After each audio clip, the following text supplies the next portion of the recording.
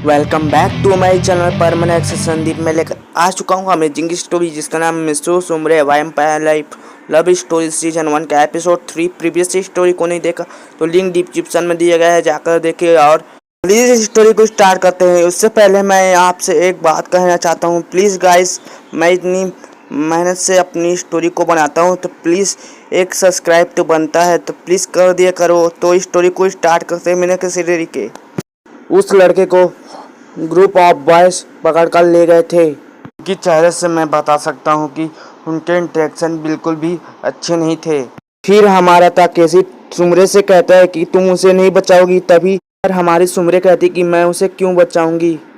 फिर ताकेशी कहता है कि तुम फिर भी नहीं बचाओगे जब मैं बोलूं कि ये सब डैनियल ने शुरू किया है। डैनियल की नाम सुनकर सुमरे की आंखें पूरी की पूरी फटी रह जाती है।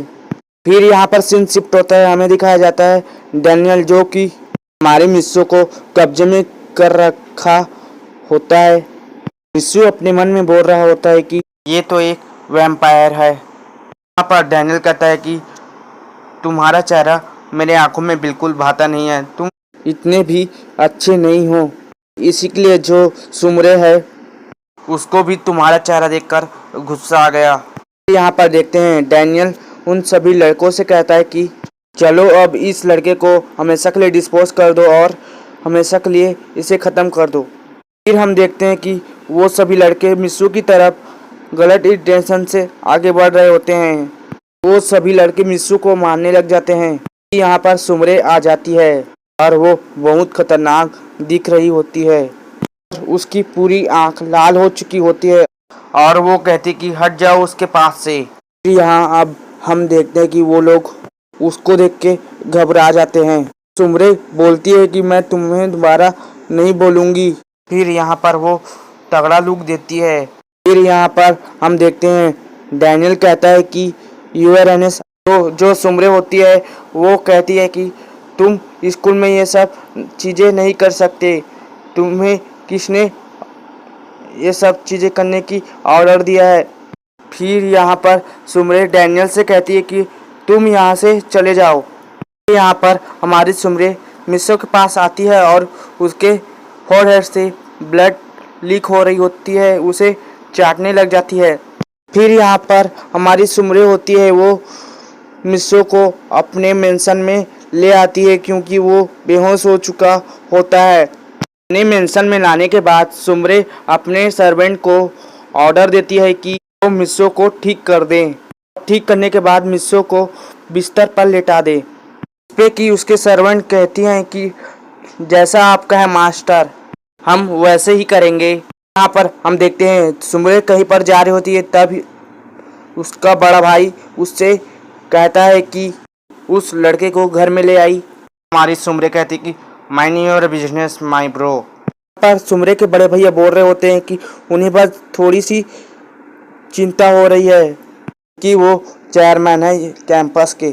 पर सुमरे के बड़े भाई सुमरे से बोलते हैं कि इतना ज़्यादा इजली नोटिस ना रहा करे। सुमरे का बड़ा भैया उसे साथ ही साथ ये भी कहते हैं कि वो अब बिल्कुल भी बच्ची नहीं रही, इसीलिए उसकी हरकत बिल्कुल भी बच्चों जैसी नहीं होनी चाहिए, जैसे कि उसने कुछ बच्चों वाली हरकत की। कुछ देर पहले वो मिसेस हुआ को लेक्चर दे रही थी और वही उसे प्रोटेक्ट करने चली गई, ऐसा उसके बड़े भैया कहते हैं। सुमरे कब तक बच्ची बनकर रहेगी जो अपने मर्जी से सब कुछ करती रहेगी।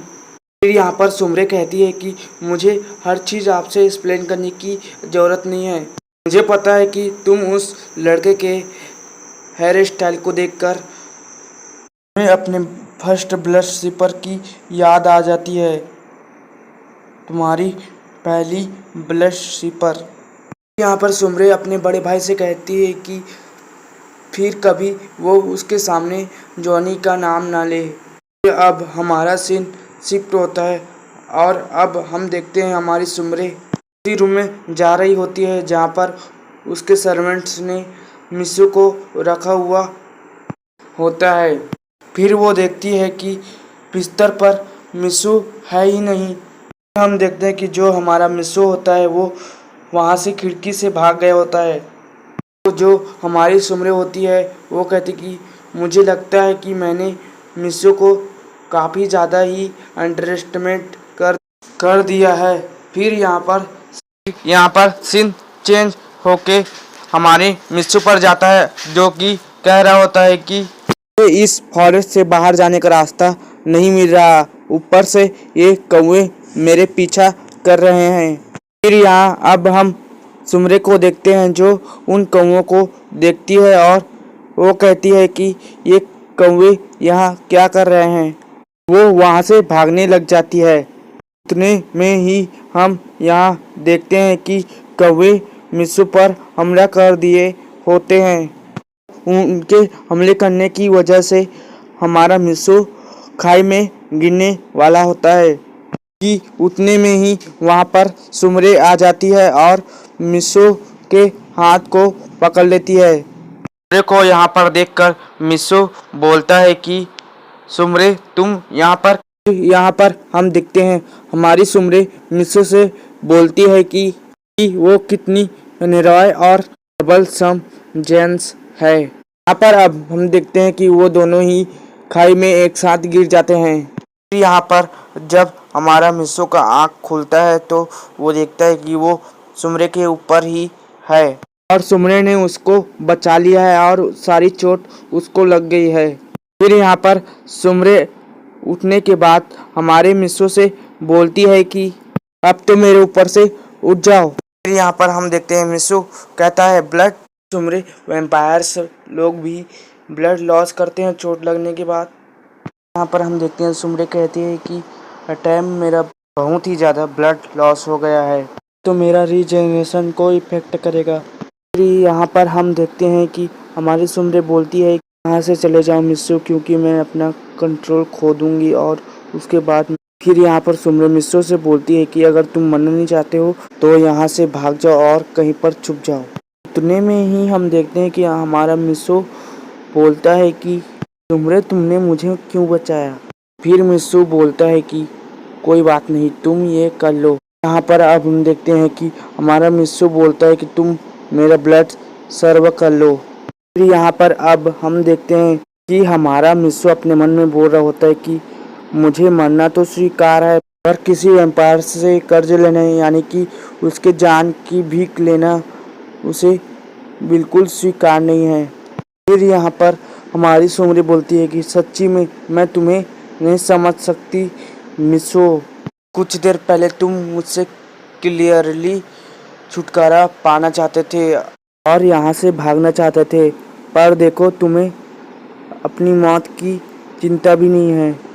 फिर यहाँ पर सुमरे मिस्सो के काफ़ी करीब चली जाती है और कहती है कि क्या तुम सच में चाहते हो कि मैं तुम्हारा इतना ब्लड सर्व करूं। सुमरे बोलती है कि ये जगह सही रहेगा। फिर यहाँ पर हमें दिखाया जाता है हमारी सुमरे मिस्सो के काफ़ी ज़्यादा क्लोज चली जा रही होती है, उससे कह रही होती है कि वो उसे ज़्यादा पेन फील नहीं होने देगी। फिर यहाँ पर हमें दिखाया जाता है हमारी सुमरे मिस्सो के काफ़ी ज़्यादा क्लोज चली गई होती है और फिर वो कहती है कि एक टॉय को अपने मास्टर हरदम अपने मास्टर को खुश रखना चाहिए। फिर हमारा मिस्सो बोलता है कि वो उसकी कोई खिलौना नहीं है। फिर यहाँ पर हम देखते हैं कि हमारा मिस्सो बोल रहा होता है कि उसे वैम्पायर्स के प्रति दया और तरस दिखाना ही नहीं चाहिए था। यहाँ पर अब हम देखते हैं कि हमारा मिस्सो अपने सिस्टर से माफ़ी मांगता है और कहता है कि उसका भाई उसका प्रॉमिस नहीं रख पाया।